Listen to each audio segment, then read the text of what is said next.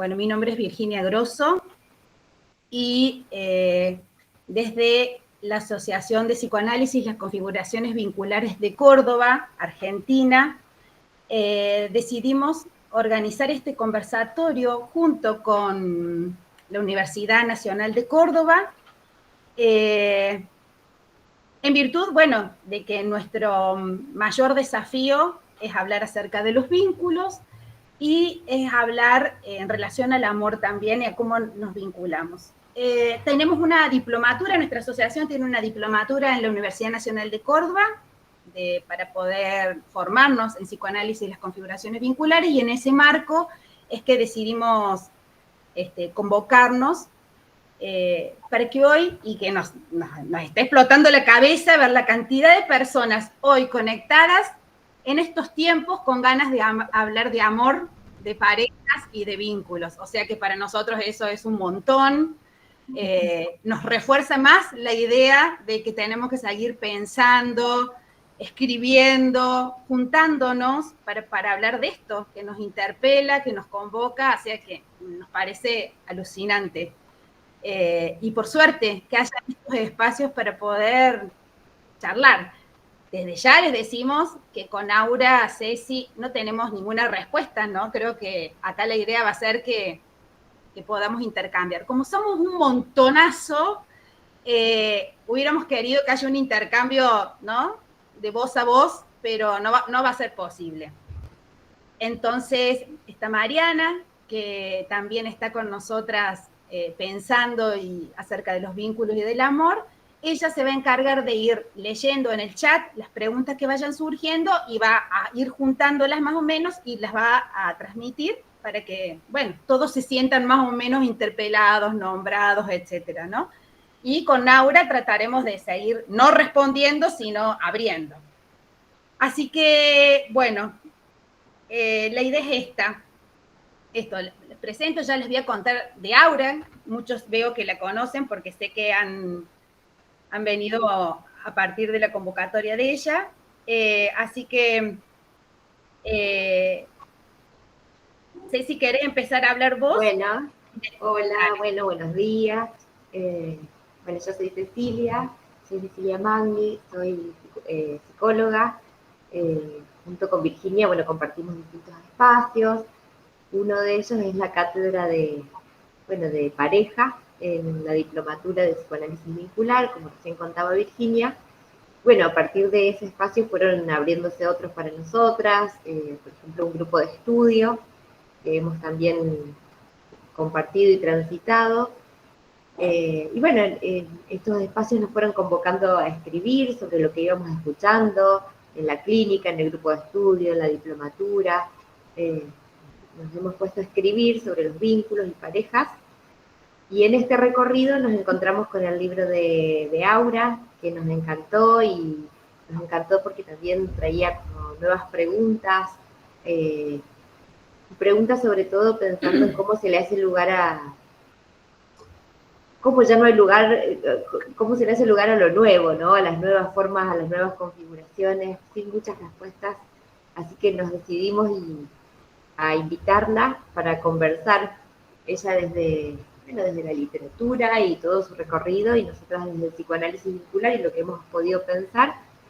Por eso, bueno, la convocamos y hoy la invitamos a compartir con nosotras. Bueno, les cuento antes que hable Aura quién es. Nunca sabremos quién es, nadie sabe quién es, pero algo de lo que ella nos mandó para presentarse, ¿no? Aura García Junco es de México, es súper joven y muy talentosa a la hora de expresarse. Es guionista, narradora y ensayista, seleccionada por la revista Granta como una de las 25 mejores narradoras jóvenes en español en el año 2021. Bueno, tiene muchísimos trabajos, pero especialmente tiene 4 libros escritos, 2 de ficción y otros ensayos. Uno se llama Anticitera, Artefacto Dentado, y otro Mar de Piedra. Su segundo libro, El día que aprendí que no sé amar, que es un ensayo sobre el amor. otro libro de Dios fulmine a la que escriba sobre mí, y su último libro que está presentando es Cuando hablamos de amor. Recién nos decía Aura que el libro que más ella escribe es acerca del amor, fue el último, pero me parece que todos sus libros hablan del amor, ¿no? Porque habla de algunas de las pérdidas, de los duelos. Bueno, creo que no hay forma de no hablar del amor cuando escribimos, sea lo que sea la temática. Entonces, bueno, nosotros les vamos a contar más o menos qué es lo que fuimos pensando con Ceci y el grupo de estudio, y le daremos la palabra a Aura para que también nos cuente lo que ella va pensando, y eso, de a poco vamos a ir intercambiando. ¿Ceci? Bueno, no sé si Aura se quería presentar, y si no, empiezo yo y después le damos la palabra a ella. Yo no la veo acá. Pues, bueno, saludo. Es que como son tantos cuadritos es bastante, sí. Todo se mueve, todo es muy móvil. Ahí está. Sí. Pues muchas gracias, Cecilia, Virginia, por invitarme. Esta es una reunión que fue fraguada hace ya varios meses. Sí. Lo que me hace pensar que son personas muy bien hechas, nada improvisadas. No. Y nada, pues yo estoy muy contenta de estar aquí. Yo decía que es mi último libro sobre amor, porque El día que aprendí que no sé amar se publicó en México en 2021, en 2022 salió en España y en Latinoamérica. Sí llegó a Argentina, no sé si todavía existe en Argentina, pero de que llegó en algún momento. Y ahora el nuevo libro que publiqué es más bien una antología sobre el tema. Y me parece interesante decirlo porque creo que si bien yo cuando escribí El día que aprendí que no sé amar, lo terminé y dije, ya, esto es lo que yo tenía que decir al respecto del tema en este momento. Pues claro que no es así, ¿no? Es un tema infinito, como decía Virginia, hay muchas maneras en las que el amor se manifiesta y se puede explorar desde otros ángulos, pero concretamente el amor que tiene que ver con las relaciones de pareja o de no pareja, el amor que tiene que ver con cómo nos relacionamos desde lo sexoafectivo, es un tema inagotable y que sí está muy íntegramente ligado a la perspectiva desde la cual se narre, ¿no? Y desde la cual, por supuesto, se viva. El último libro que saqué, que es una antología, más bien fue una invitación a voces diversas para que hablaran del amor, porque me sigue pareciendo uno de los temas más relevantes en todo sentido, ¿no? Desde un sentido político, desde un sentido personal, especialmente en este momento de la historia en la que todo parece apuntar a un abandono de la empatía como un valor compartido o como un valor incluso deseable en muchos casos. Para mí hablar de amor se vuelve también parte de una resistencia a otros valores como el dominio. Digo, no porque el amor no implique dominio, muchas veces lo implica. Sabemos que este es el lugar a donde va una encrucijada de emociones y también de nociones de mundo y problemas ideológicos, situaciones económicas. Es como una especie de vertedero de todo lo que hay alrededor. Pero lo cierto es que también creo que es algo a lo que vale mucho la pena apostarle como proyecto político, no solamente como encuentro de emociones y subjetividades. Bien. Bueno, Aura, bienvenida. Entonces, gracias por sumarte y compartir con nosotras en este conversatorio. La idea que teníamos era, con Virginia hicimos un punteo de unos artículos que escribimos y leer un poquito de esto para que después, vayamos dialogando sobre lo que va surgiendo, si les parece. Voy a comenzar. Uno de los artículos que escribimos se llama El amor no basta, la pareja tampoco, escrituras y lecturas clínicas en clave vincular. Hace poco nos tropezamos con un libro de una escritora muy joven, Aura García Junco, titulado El día que aprendí que no sé amar.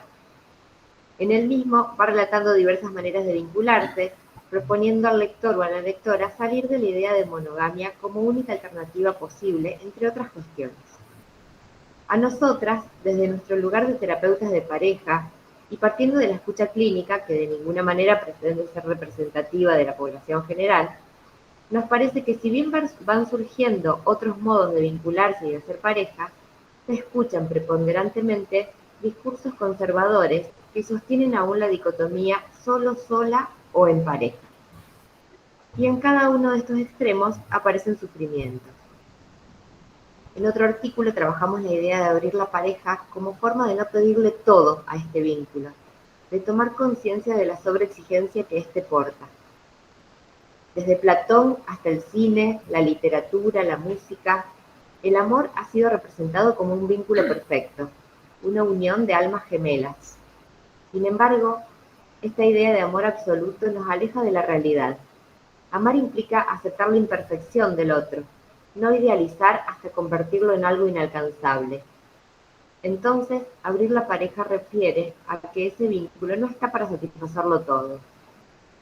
Sin embargo, parece que algo falta cuando las personas no están en pareja, como si el resto de los vínculos y proyectos no fueran lo suficientemente nutritivos. Nos preguntamos, ¿será necesario un mayor recorrido para cambiar el vínculo de pareja como proyecto de vida único? ¿Cómo sería no estar en pareja? ¿Qué otros vínculos entran en potencia con esta elección? Parece que resulta complicado todavía abrirnos a otras formas de construir proyectos vitales. Aunque existen alternativas como la soltería o las relaciones no monogámicas, estas no suelen aparecer con tanta aceptación, o aún se mantienen en los márgenes, pues son pasibles de punición. ¿Habrá que inventar nuevas palabras que habiliten nuevas configuraciones y que luego den lugar a otras representaciones? ¿Es posible construir un vínculo que no tenga el aspecto de insoportable? Creemos que si la potencia de crear un vínculo donde el otro es alojado en su alteridad, y si es que realmente este lazo está atravesado por la hospitalidad, por la fragilidad de lo finito, sin regirse por una certeza de ser correspondido incondicionalmente, y más aún tolerando la frustración a las expectativas, entonces sí creemos que existe un vínculo de amor. Insistimos en lo vincular como una manera de transitar los sufrimientos, de convivir con otros en la configuración que pueda darse, en armar acuerdos con la promesa de revisarlos, de bascularlos y cambiarlos cuando sea necesario. ¿Podremos partir de la premisa de que no sabemos cómo amar? ¿O será que no hay un modo de amar? Quizás será un aprendizaje en el devenir de la existencia que se construye con cada vínculo y en cada momento sociohistórico. Bueno, por eso nuestra apuesta es salir de las dicotomías, ¿no? Porque así como dice Ceci, cuando uno pregunta, ¿estás en pareja? Bueno, o cuando le dice, no, estoy solo o sola. ¿A qué te referís? ¿Cómo solo, sola? ¿No tenés amigos? No, no, estoy sin pareja, ¿no? Parece que estar solo, sola, solamente refiere al vínculo de pareja, ¿no? Entonces, nuestra apuesta es poder salir de las dicotomías, sí, abriendo a otras representaciones para poder pensar, porque si nos quedamos en las dicotomías, ya no podemos pensar. A los que pusieron en el chat, ya les voy a pegar los artículos de los cuales estamos hablando. Entonces, escuchamos que frente a los distintos sufrimientos aparecen las idealizaciones. Por un lado, estar solo sería la fórmula para no sufrir, ¿no? Y por otro lado, quienes no están en una relación de pareja, aparece esta posibilidad como la que vendría a acotar el malestar. En el medio, no sabemos qué hay. Quizás tenemos que trabajar esas creencias de que habría un modo de no sufrir y que no se trata de ángeles o demonios. Ni solo, sola, ni en pareja. Son recetas ni garantías.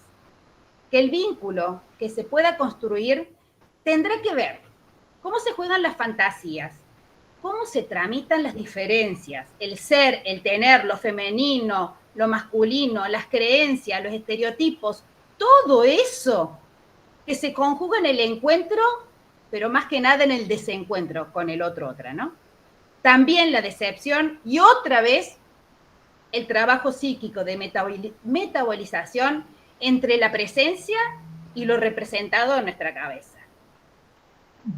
Este trabajo también debe hacerse en un entramado de teorías y prácticas que den marco a maneras de leer la realidad. Aura nos contaba que en su último libro había convocado sociólogos, filósofos. Bueno, creemos, ¿no?, que esa es la punta para poder pensar, ¿no?, poder pensar entre disciplinas, porque ninguna tiene la respuesta. También pensamos que si llegamos a descubrir la fórmula del amor, es como la fórmula de la Coca-Cola, digo, nos quedamos sin motivos para seguir viviendo, para mí. Por eso es que creemos que no hay el psicoanálisis.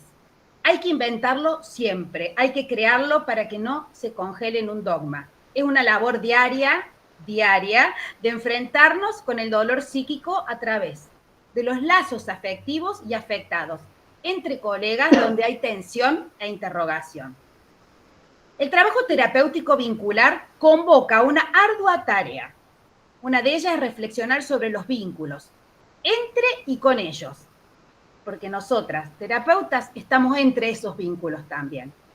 Es decir, sobre sus condiciones de producción, su devenir histórico y los distintos modos en que se configuran. Como decía Aura, bueno, pensemos hoy en qué tiempo estamos viviendo, cómo estamos atravesados, cómo es que sufrimos, cómo es que amamos. No creamos que somos tan libres, ¿no?, de amar y de cómo amar, ¿no? También nos dicen cómo hay que hacerlo. Justamente nuestra propuesta de psicoanálisis, revisitado y repensado, complejiza los modos de comprensión del fenómeno humano, al situarlo en los anudamientos de 3 dimensiones: sujeto, vínculo y cultura. Estas 3 dimensiones se entretejen como una red indisociable, emergiendo en la simultaneidad. Esto implica una aproximación a una constitución subjetiva donde se reúnen diversas lógicas: lo corporal, el cuerpo, digamos, el mundo psíquico, la pertenencia a una pareja, a una familia, diversos agrupamientos, a una sociedad y a una cultura de época. Todo eso entra en nuestro consultorio o en donde ejerzamos nuestras prácticas cuando entra una pareja. Todo eso y más. Nuestra tarea desde psicoanálisis, con una perspectiva vincular, es contener y transformar las experiencias singulares de sufrimiento y dolor, o más, que contengan una entidad traumática para evitar la expulsión, porque todo lo expulsado nos empobrece. Creemos así que enriquecemos su capital emocional y el nuestro, tan afectado en el vínculo terapéutico como el de los pacientes que acuden. Apropiarse de lo que se siente para cambiar y justamente fortalecer los lazos amorosos y sociales, y seguir animándonos a escuchar desde los bordes aquello que no encuentra un lugar para ser definido. Entonces pensamos, bueno, acá está la respuesta: abrir la pareja. Bueno, no es la respuesta, es otra pregunta. En la práctica clínica, tanto en espacios unipersonales como vinculares, es frecuente escuchar el sufrimiento que se origina en las relaciones de pareja, ya sea porque alguien desea estar en pareja o por el malestar que se produce estando en ella, o también ahora el malestar porque hay casi algo o casi nadie. Bueno, todas estas cosas que vamos escuchando. Tradicionalmente, la pareja se ha consolidado como uno de los vínculos más importantes, si no el primordial, en la vida de las personas. El objetivo de vida de una persona básicamente ha consistido en llegar a casarse y, si no, se queda para vestir santos, como solía decirse. Una vez establecida la pareja, muchos de los vínculos que formaban parte de la vida de las personas pasaban a otro plano o permanecían en la sombra. La pareja quedaba así cerrada en sí misma. Al día de hoy escuchamos, ¿no? Che, se puso de novia y se borró, no está más con los amigos, ¿no? Con el tiempo, las maneras de hacer pareja han ido cambiando y parecen asomarse algunos acuerdos nuevos. Estas observaciones acerca de los cambios de la noción de pareja a lo largo del tiempo y de la diversidad de elecciones actuales, en relación a este tipo de vínculo, nos abre preguntas acerca de por qué muchas personas eligen estar en pareja y para qué sirve una pareja. Poner en juego la expresión abrir la pareja para pensarla no solo desde la lógica del mercado, ¿no? Porque cuando decimos ¿para qué sirve una pareja? Es una pregunta que con trampa, ¿no? Desde la lógica del mercado, debería servir para algo.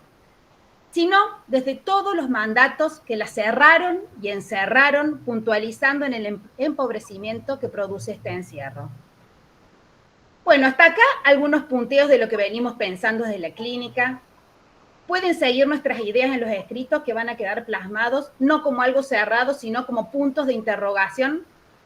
Y ahora abrimos la palabra para Aura, para que, bueno, que fue resonando, que va pensando en esto y acá empezamos. No, pues muchas gracias. Creo que apunté muchísimas cosas porque fue como muy rico el entramado que acaban de pintar ambas. Bueno, yo creo que hay muchas cosas que hablar, ¿no? De entrada, esta cosa que decías de que cuando alguien entra a un consultorio, trae consigo todas esas cosas, desde un contexto económico hasta una serie de expectativas sociales. Eh, en alguna parte del libro yo digo que incluso cuando las personas están en la soledad de un cuarto besándose y a punto de tener sexo, en realidad no solamente se están besando sus bocas, no están besándose sus expectativas, sus historias personales, que pueden ser tan personales como una historia de abuso, pero también como de una educación sexual específica, no necesariamente ligada al abuso. Pero yendo a lo macro, también está ahí este tema que es súper relevante, que es el tema de la expectativa, ¿no? Para mí este es uno de los grandes temas del amor, porque las expectativas sí son muy variables de época a época. Ahora la expectativa del amor es un poco menos clara que antes, también hay que decirlo. Esta expectativa que antes era totalizadora de que si querías juntarte con alguien era con el objetivo de casarte y que todo el tiempo había una especie de casting para encontrar a esa persona con la que ibas a pasar el resto de tu vida, ha cambiado mucho en los últimos 60 años, ¿no? O sea, de maneras muy radicales, incluso ampliándolo un poco más, en los últimos 100 años se ha revolucionado por completo, pero ni siquiera tiene tanto tiempo, ¿no? Esto, por ejemplo, que se habla mucho de que aquello que se relaciona con la idea de la pareja, que es como esta imagen de los años 60 muy gringa, del papá, la mamá, los dos hijos, el perro, la casa propia, por supuesto, que es ya una fantasía inalcanzable. En realidad eran los estertores de la muerte, del amor romántico entendido así, ¿no? O sea, este lugar que congelamos como la expectativa más reciente, era el último momento en el que eso podía funcionar, pero en realidad ya estaba en decadencia. Y esto solo tiene que ver con que todos los procesos tecnológicos y económicos alrededor de la pareja y alrededor de las personas en general impactan grandemente la manera en la que podemos relacionarnos, ¿no? También impactan las expectativas, pero curiosamente las expectativas cambian más lentamente que los impactos económicos hacia las personas. Y ahí hay choques muy interesantes, porque, por ejemplo, si hablamos del divorcio, los cambios en el aumento de los divorcios ocurrieron mucho antes de que la gente se reconciliara con el hecho de que los divorcios eran tan mayoritarios. ¿Por qué han aumentado los divorcios? Por una multiplicidad de motivos, ¿no? Pero uno de ellos sí tiene mucho que ver con que hay cosas como una expectativa acerca de la felicidad como centro de las relaciones en vez de como un resguardo económico. Eso es increíblemente contrastante, porque si tú tenías como centralidad de las relaciones la estabilidad económica, que en realidad sigue siendo una centralidad de las emociones, pero hay un discurso imperante de que lo que más importa es ser feliz. ¿Qué es ser feliz? Pues ustedes como psicoanalistas saben que es una interrogante incontestable, ¿no? Y que es además brutalmente variable. Por lo tanto, como hay un cambio en la expectativa de lo que se pide de la pareja, cuando esa expectativa no se cumple, y de nuevo, es una expectativa inasible porque la felicidad es una cosa tan volátil, tan subjetiva, que es mucho más fácil que una relación termine por eso, ¿no? Pero si además le sumas otros factores que son muy relevantes, como por ejemplo el hecho de que, por supuesto, las mujeres ya tienen más independencia económica de la que tenían, aunque todavía no tanta, eso hay que decirlo, y hay muchos también matrimonios que, por ejemplo, siguen ante el miedo de que el padre abandone a los hijos o abandone las responsabilidades económicas, y eso sigue pasando, ¿no? Y eso es una muestra de la inequidad de género y la inequidad dentro de la propia crianza. No sé cómo sea en Argentina, pero en México es muy, muy, pero muy común que los padres abandonen sus deberes económicos con los hijos, ¿no? Pero dejando a un lado eso, también hay otras cosas que tienen que ver, por ejemplo, con el entorno laboral. Esto en realidad no es tan sutil como parece, ¿no? Por ejemplo, si tenemos muchos trabajos a lo largo de la vida, cosa que antes no sucedía, antes era mucho más común que la gente se casara con un entorno laboral y se quedara ahí por muchos años y ahora no me acuerdo exactamente cuál es el medio de rotación de las personas entre trabajos, pero es altísimo. Y entre lugares donde vive también es altísimo. Somos nómadas dentro de nuestras propias ciudades, simplemente porque no tenemos casas propias. Y porque ya está un poco, está imposibilitada la idea de que somos anexos de nuestra familia nuclear, ¿no? Que pasaba también mucho eso, que tú hacías tu familia a un lado de tu familia nuclear y te quedabas ahí. Eso ya no, ya es una fantasía del pasado. Lo mismo que un trabajo estable. Y menciono estos dos factores porque son factores económicos y culturales más amplios que lo que ocasionan es que a lo largo de la vida conozcamos una cantidad ingente de personas, cosa que probablemente a nuestros abuelos no les pasaba del todo. O sea, tenían un núcleo social mucho más estable, mucho más pequeño, y entonces era la volatilidad de la pareja era menor, ¿no? Porque había una estabilidad en general más grande en la vida, no en todo, tanto en el trabajo como, o sea, había problemas, no estoy diciendo que fuera una época ideal, de ninguna manera estoy idealizando, solamente estoy describiendo algunos factores que han cambiado y que por supuesto acaban impactando a la pareja. Ahora ya no conoces a 10 personas en un año, bueno, estoy yéndome por la baja, conoces a miles de personas en una de esas. Si te cambias 3 veces de trabajo, cosa que le pasa a varias amigas, les ha pasado, ya tuviste que conocer a 3 equipos de trabajo distintos. Ya tuviste que, si ya te mudaste 2 veces, ya conociste a una serie de personas distintas que además probablemente ni siquiera corresponden a la misma zona donde vivías. Todo ese entramado acaba constituyendo una fuente de inestabilidad, o más bien de fluctuación, no sé si inestabilidad solamente, que por supuesto que si tú lo ves en paralelo con la idea de pareja, hay impactos directos, ¿no? Entonces, o sea, a mí me parece súper importante reconocer cómo todas estas cosas que vivimos fuera de la pareja, y porque decía, creo que fuiste tú, Virginia, algo que a mí me parece súper relevante, ¿no?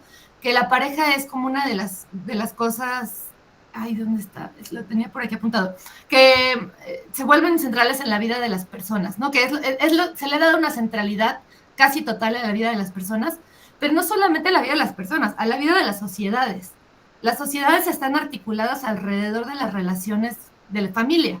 La familia era la pareja hasta hace muy poco. Ahora la familia intenta abrir sus expansiones, sus definiciones más bien, ¿no?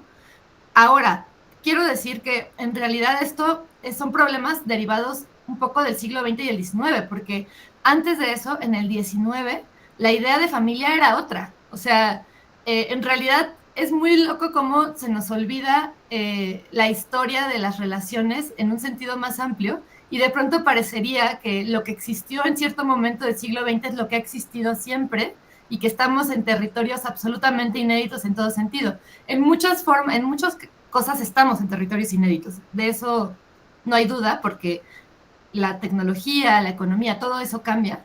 Pero también es cierto que la familia en cada momento de la historia ha sido cosas distintas. La pareja ha tenido funciones absolutamente distintas. Antes de la Ilustración, la idea de amor romántico no existía ni siquiera.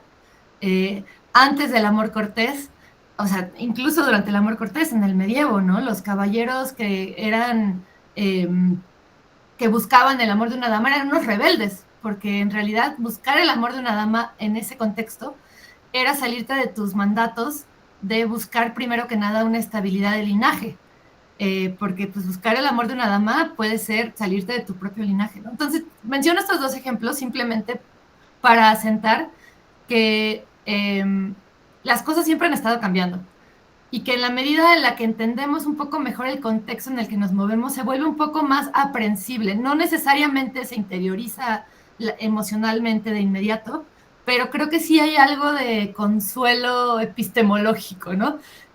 Lo decían ustedes dos, ¿no? Hay algo muy interesante acerca de las expectativas sociales, que son un guión preescrito que aprendemos, y que muchas veces es incuestionado. No solamente es subjetivizado, sino incuestionado.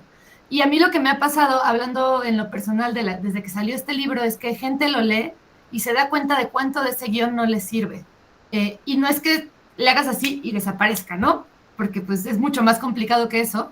Sin embargo, sí hay una parte de la comprensión de dónde viene ese guión y del entendimiento de en qué nos limita o en qué nos posibilita, que ayuda. Y siempre pongo el mismo ejemplo porque a mí me parece un ejemplo muy, muy especial de una chica que en los primeros clubes de lectura que tuve de este libro en 2021, me dijo, es que mi novio murió hace 3 meses o 4, poco tiempo, y yo estaba muy triste, no solo por su muerte, sino porque pensé que ya no tenía derecho de volver a querer a nadie, porque el amor verdadero es amor para siempre.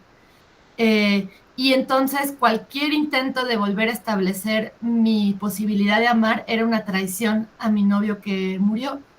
Y entonces me dijo, y yo leí este libro y entendí que eso era un mandato del amor romántico y que no era algo con lo que yo quisiera casarme. Y a mí eso me significó muchísimo, no solo porque pues siempre es muy significativo que tu libro tenga un impacto en la vida real de alguien, sino porque ahí se ve en un caso en el que yo nunca hubiera pensado cómo impactan los mandatos sociales, ¿no? Incluso ese mandato que parece muy ingenuo del amor para siempre en una situación límite de vida o muerte, acaba incrementando la capacidad de hacer que las personas se casen con una idea, ¿no? Y por ende, ayuda mucho que haya un abanico de posibilidades para salir de las ideas preconcebidas. Ahora, te Sí. quería decir algo. No sé si yo soy la que te veo, no estás muy centrada, se te ve la mitad de la cara. Pero no sé si No. A ver, ahí estás mejor, bájate un poquitín más. Ahí está. Pero Perfecto. creo que Ahí está. sí, creo Perfecto. que Era yo entonces. Escúchame.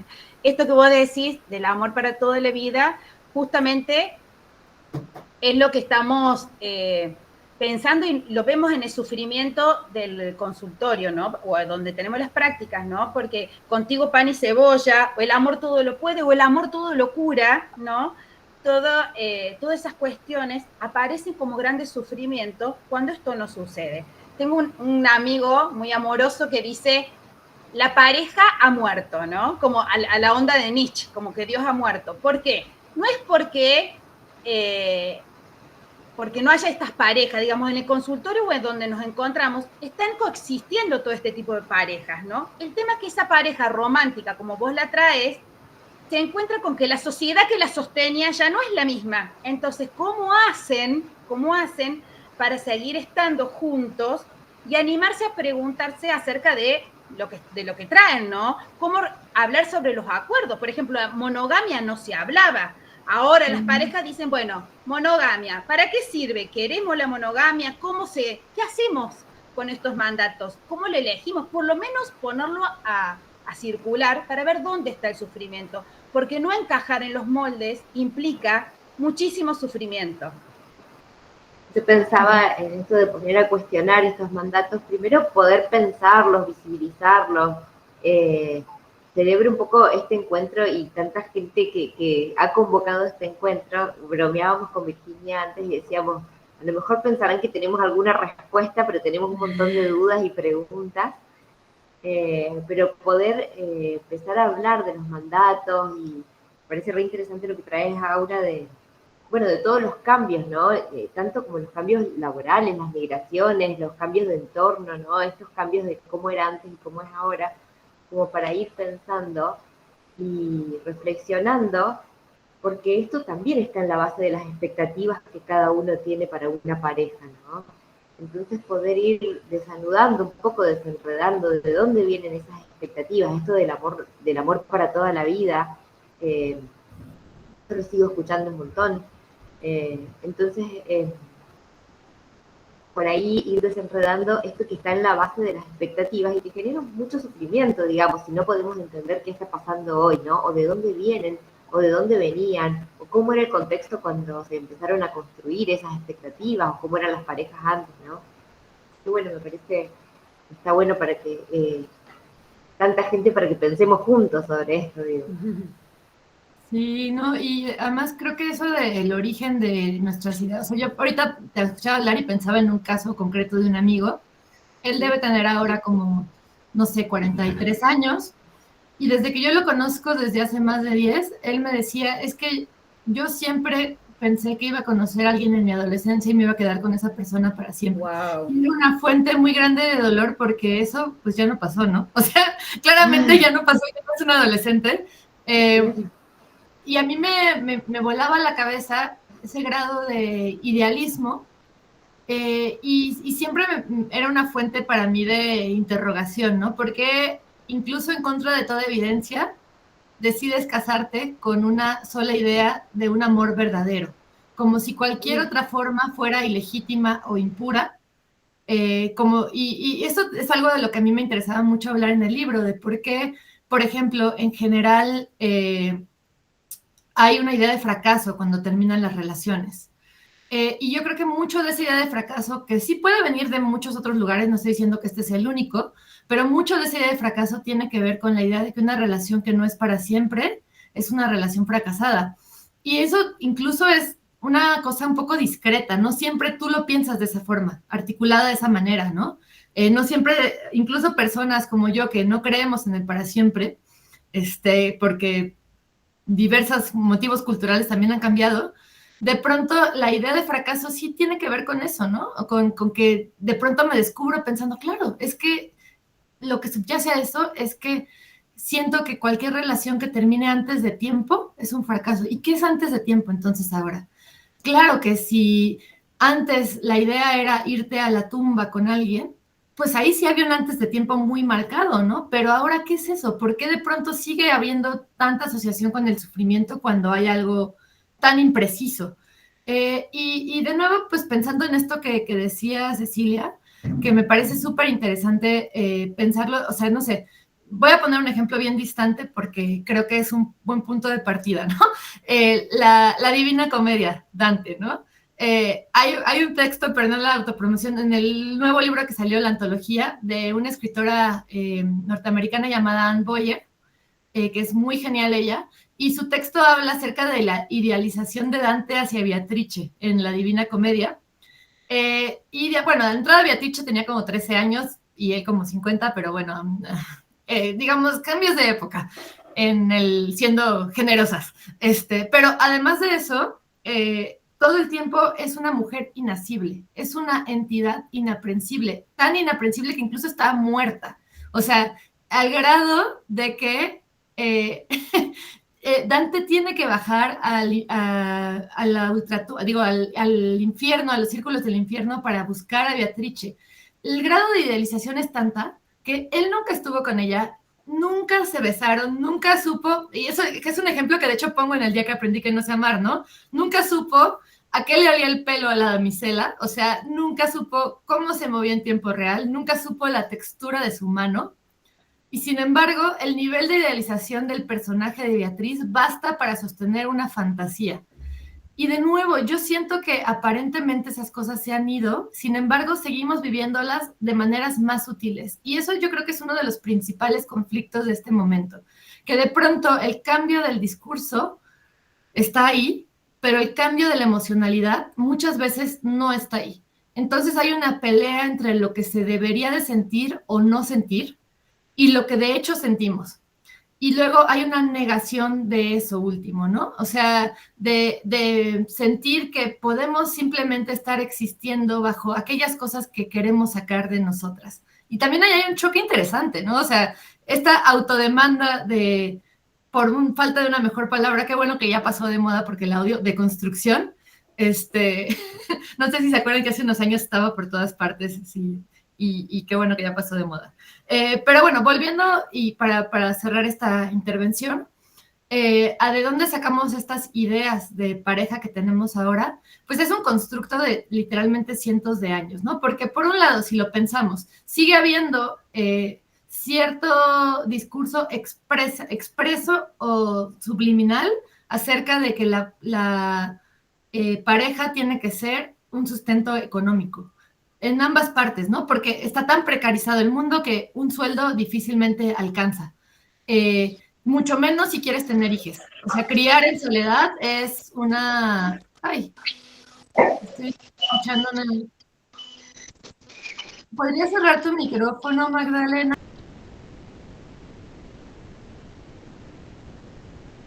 Para que vos estás silenciada, Aura. Ahora, ahí. Ah, ahí está. Sí, es que sí, pues te silenció todo el mundo. No sé qué estaba diciendo. Me super fue la onda. Algo sobre criar en soledad. Ah, claro, que esta idea, muchas gracias, que esta idea de que tenemos que amar simplemente como pegamento, o sea, que el pegamento para una relación es simplemente el amor, al mismo tiempo choca con la noción muy real de que también necesitamos sobrevivir en una sociedad precarizada y en la que es muy difícil sobrevivir con un solo empleo, ¿no? Por ejemplo, si no tenemos una casa propia, pagar una renta para una persona es muy difícil, a menos que sea una renta, especialmente en las grandes ciudades. En otros lugares es difícil, pero no es tan imposible como pagar una renta, por ejemplo, en la Ciudad de México, que es casi que inverosímil, ¿no? Muy pocas personas pueden hacerlo. Y entonces la pareja se vuelve como esa solución también. Pero no queremos admitir que es también eso. Queremos pensar que estamos ahí solo por amor. Lo cual es algo muy de nuestra época. De nuestra época a partir de hace, como decía, 200 años, ¿no? Después de que en la Ilustración empezó a haber cierta noción de que el individuo era más importante que el constructo social, que el constructo social estaba en función del individuo. Eso no siempre ha sido así y de hecho sigue sin ser así en muchas sociedades, pero también es una cosa que rebota en las relaciones, la contradicción entre decir estoy amando con libertad y estoy amando porque quiero amar, y decir estoy amando porque también necesito construir una tabla de salvación ante el precipicio al que me enfrento. Y bueno, otra cosa que me parece interesante de esto es que también la idea de la familia ha cambiado mucho, ¿no? La familia extendida, que antes era parte de la pareja, de pronto en los últimos igual, no sé, menos de 100 años eso, ha dejado de ser así. En general ahora la familia extendida sí sigue siendo algo que gravita en torno a la pareja, pero ya no es tan intrusivo con la idea de pareja. La pareja es algo aparte, no es la independencia total, no es la, digamos, en general, y ahí también hay muchas diferencias entre los estratos económicos, porque, por ejemplo, en un estrato de clase muy alta, en general sí se siguen manejando algunos códigos que tienen que ver con unir patrimonios. Es muy curioso, ahí sí que se ha seguido pasando la bonita costumbre medieval de unir a familias por patrimonios, porque pues al final la clase alta y especialmente la muy alta es muy pequeña y por lo tanto es muy probable que se conozcan entre sí familias que solamente tienen acceso a estos círculos entre ellas, pero en general en la clase media, que es la más amplia, ahí sí hay una serie de cosas que tienen que ver con la familia extendida y con algo de lo que yo hablo mucho en el libro y que es uno de mis temas más obsesivos, que es la pareja como isla. La pareja como una extensión del individualismo y no como una integración a la comunidad. Eso a mí me parece muy relevante, especialmente en esta época en la que se habla mucho de cómo el individualismo ha creado comunidades dispersas y ha creado la rotura de los tejidos sociales, porque creo que normalmente el individualismo se concibe como el individualismo de una persona. Y sí, eso es una cosa, pero el individualismo de la idea de pareja, esta pareja que creo que fue Virginia la que decía, ¿no? O no, Cecilia, que de pronto alguien tiene una pareja y desaparece para siempre de la vida del resto de la gente, ¿no? O yo me acuerdo de mis ex-suegros que no tenían amigos, habían dejado de tener amigos mucho tiempo antes y sus únicos amigos eran ellos mismos, porque pues no lo necesitaban, ¿no? Sentían que no lo necesitaban. Pero luego, por supuesto, la vida cambia, la gente envejece y mi ex-suegro murió y ella pues no tenía a nadie, ¿no? Tenía pues a sus dos hermanas y a sus hijos, que está muy bien eso supongo, pero también ese nivel de aislamiento al que parece empujar cierta idea de pareja, me parece que es uno de los grandes problemas también de integración social. Sí, por ahí planteábamos nosotros. Perdón. Dale, Ceci, dale. No, y que planteábamos en ese sentido, ¿no? De cómo de cerrar ese vínculo en sí mismo, del empobrecimiento que genera y cómo sobrecarga el dispositivo, el vínculo pareja, pensando en todas las expectativas, ¿no? Porque hay que ser pareja, amante, amigo, todo, ¿no? Entonces, bueno, cómo se sobrecarga al vínculo, por eso nos preguntábamos si el vínculo de pareja estaba para satisfacerlo todo, ¿no? Sí, justamente ahí, bueno, en los escritos que hacemos, nuestro título, si bien puede ser provocador, abrir la pareja, ¿no?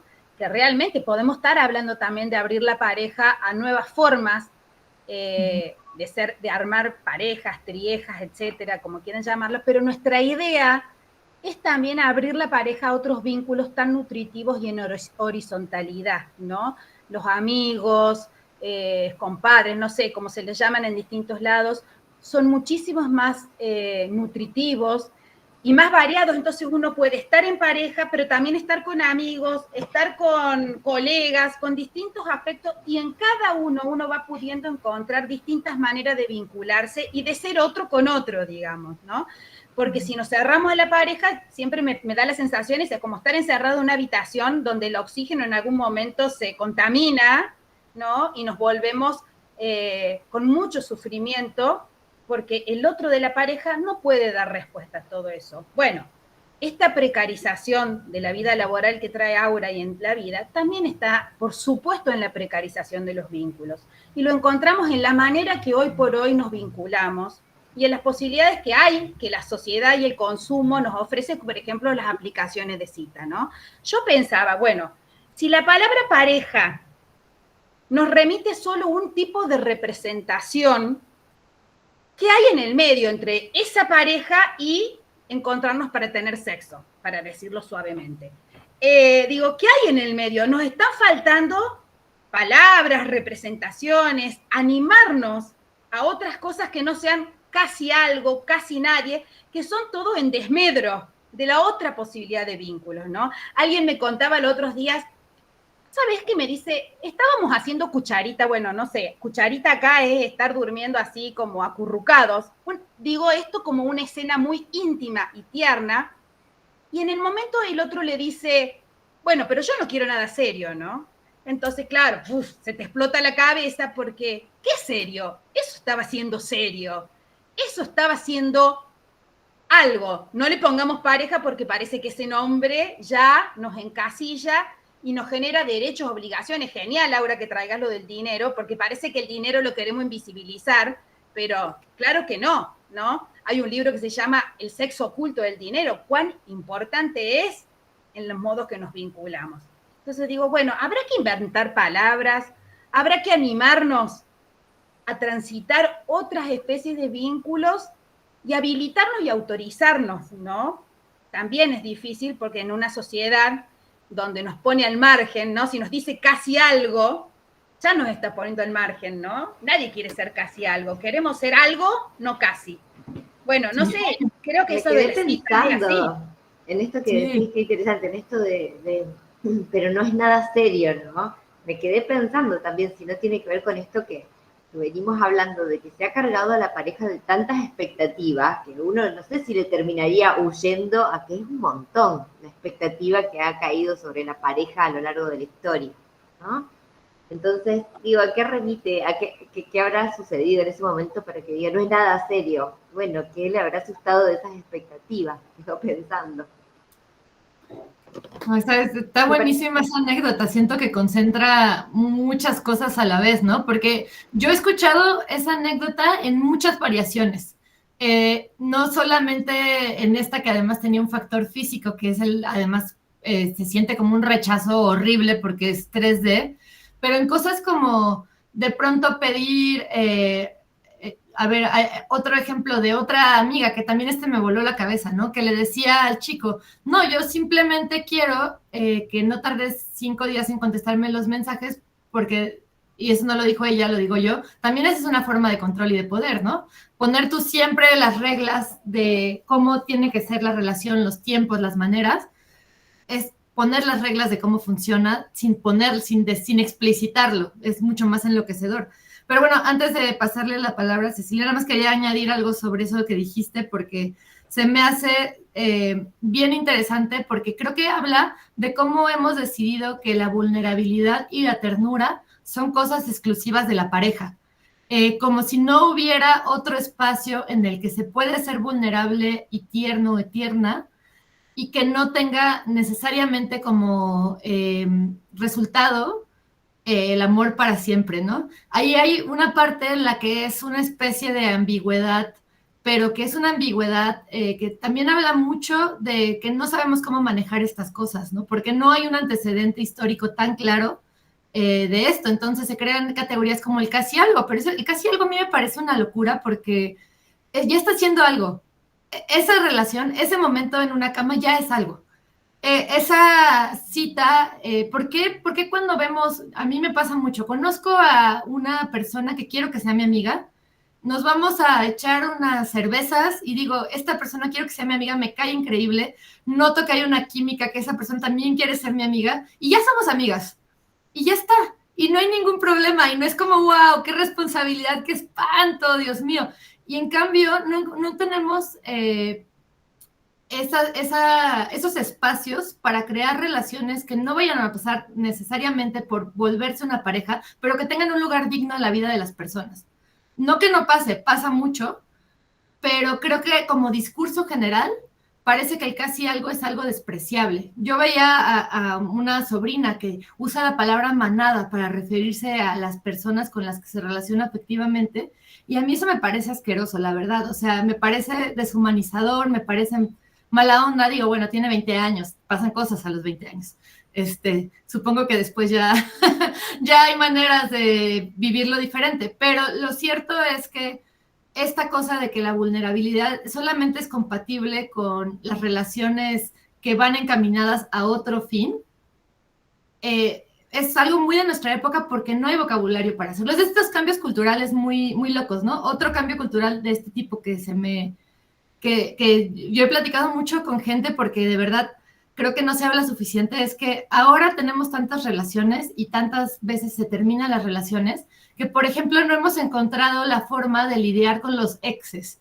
En todo el mundo tenemos una historia en la que un grupo de amigues se rompió porque dos de las personas que lo componían terminaron y entonces ya no se pueden ver y entonces alguien tiene que tomar partido y entonces bla, bla, bla, y pasa una bola de nieve y cada vez más grande. Y yo al principio me frustraba mucho y decía, ay, pero ¿por qué no se pueden ver con sus exes? Ya pasaron 2 años, lo que sea. Y luego me puse a pensar que realmente sí tiene que ver con que no hay un antecedente histórico para esto. O sea, no, esto no pasaba. Hace 50 años no tenías tantos exes y no tenías una vida como la tenemos ahora, con reuniones del tipo que tenemos ahora. Y de nuevo, como para unirlo con lo que decía anteriormente, sí tiene que ver con crear estos nuevos espacios que se adapten a las realidades, ¿no? Y es difícil porque implica un impacto emocional muy fuerte, pero también creo que, de nuevo, si tenemos claro que el amor también puede ser un proyecto político, no solamente emocional, ahí hay muchos espacios interesantes, ¿no? O sea, por ejemplo, decir, ok, obviamente no estoy hablando de relaciones en las que hubo mucha violencia, porque en ese caso, pues entiendo por qué quieras tomar partido por una de las partes, lo que sea, pero en una ruptura normal en la que las cosas suceden por diversos motivos y se dividen, digamos que, las responsabilidades, también lo cierto es que la comunidad podría ser un motivo por el cual encontrar otras cosas, ¿no? Y podría discutirse comunalmente, por decir algo, ¿no? Porque quizás importa más eso que lo otro. Por poner un ejemplo, lo estoy simplificando, realmente yo sé que es mucho más difícil que eso, ¿no? Pero eso es una de las cosas que me llama mucho la atención. Lo mismo que los casi algo, ¿por qué no discutirlo con otro vocabulario? ¿Por qué no invitar un vocabulario más gentil, más empático a esta fiesta sin que eso signifique que queremos necesariamente terminar casándonos con esa persona, ¿no? Me encanta lo que planteas, bueno, y esto del lazo social, cuán importante hay que revisarlo y fomentarlo, porque vos decís, claro, ¿cómo lidiar con los ex? Porque tenemos un montón de representaciones de cómo armar pareja, pero nos faltan representaciones acerca de cómo desarmar estas parejas, si no son con mucho dolor, sufrimiento, pelea, judicialización y muchas otras cuestiones, ¿no? Nos están faltando armar otras formas de separarnos sin que esto implique la destrucción del otro, ¿no? Entonces, por eso qué difícil también que separarse de manera amorosa, gentil, y decir, qué lindo, hasta acá la pasamos bien, mal, más o menos, bueno, sigamos con nuestras vidas. No las tenemos a esto, ¿no? Porque separarse es también mal visto. Y quedamos solos o solas frente a esta separación. Cada vez vamos quedándonos solos frente al sufrimiento. Lo mismo que voy a decir, bueno, tener un hijo en soledad. Había un proverbio africano que decía que para criar un hijo se necesita una tribu, ¿no? Y cada vez estamos más solos y solas criando hijos o hijas, porque no tenemos la posibilidad de armar lazo y red con otros y otras para acompañar esto que es de la vida. Amar, criar, cuidar, tiene que ver con la vida, con las vulnerabilidades. Y vos decís, bueno, también los estereotipos de género nos están marcando, porque las vulnerabilidades también les cuesta mucho a los varones poder tramitarlas, ¿no? Poder ponerlas en palabras y poder, también como que les falta ese lazo social. Nosotras, las mujeres, creo que tenemos esa facilidad de juntarnos con las amigas y, digamos, nos podemos desarmar sabiendo que ahí estamos seguros o seguras, digamos, y podemos mostrar la vulnerabilidad. No sé si a los varones quizás les está faltando esa plataforma donde mostrar esa vulnerabilidad fuera de la isla pareja, ¿no? Entonces también creo que esto está bueno para pensarlo, para habilitarlo. ¿Que se puede dar en un espacio terapéutico o no? Se me viene a la mente un autor que habla de cuánto aporta la pareja en el sentimiento de sí, ¿no? En esto de cómo uno se siente. Pensaba en esto de las rupturas, las separaciones, bueno, cuánto se desarma ahí. Pero claro, en este cerrojo, como veníamos diciendo, que viene teniendo la pareja, ¿qué otros vínculos quedaron sin aportar en el sentimiento de uno mismo, en el sentimiento de sí, en el bienestar con uno mismo, ¿no? ¿Qué otros vínculos no estuvieron ahí? Porque se desarma todo, digamos, tan dolorosamente. Bueno, se tenía otra idea con algo de lo último que dijiste y ya se me fue la idea. Por ahora eso, pensaba eso de qué otros vínculos pueden aportar en el sentimiento de sí, digamos, para que no sea tan doloroso. También pensaba que iba viendo como varios comentarios y les parecía que vayamos leyendo algunos y generando algún intercambio. ¿Me parece bien? Que vayamos habilitando esas... No sé si Mariana tiene algo preparado para eso. Dale, silencio. Bueno, hay ruido. Sí. Hay varios comentarios en realidad, pero como preguntas, no recuerdo el nombre que quien preguntó, que me pareció interesante, que la mayoría somos mujeres acá. Y surgió esto de las masculinidades. A ver, me parece que la pregunta que nos tendríamos que también hacer, que comentaron en el chat, es, bueno, ¿por qué es una pregunta que nos hacemos más las mujeres?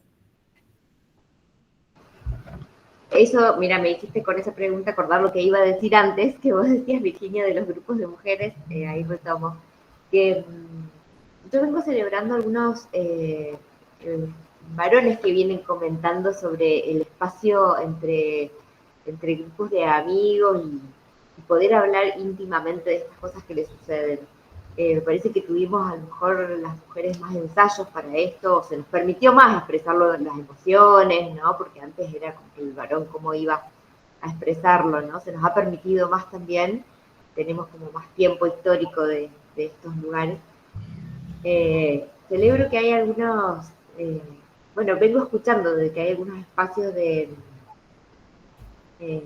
varones que van sucediendo. A mí en la pantalla me aparece un varón, así que digo, pero sí, somos más mujeres, pero es para seguir pensando que también, cómo puede ir esto como que abriéndose a otras posibilidades, digamos, ¿no? Salir de esto de cómo han sido criados los varones, cómo han sido, qué se les ha permitido y qué no. Sí, es muy fuerte ese tema, ¿no? O sea, ahorita vuelvo a ello. Antes quería decir lo de la frase de para crear un hijo se necesita una tribu, proverbio africano, pero también Esther Pérez lo transforma y dice, ahora le pedimos a la pareja lo que le pedíamos a una tribu entera.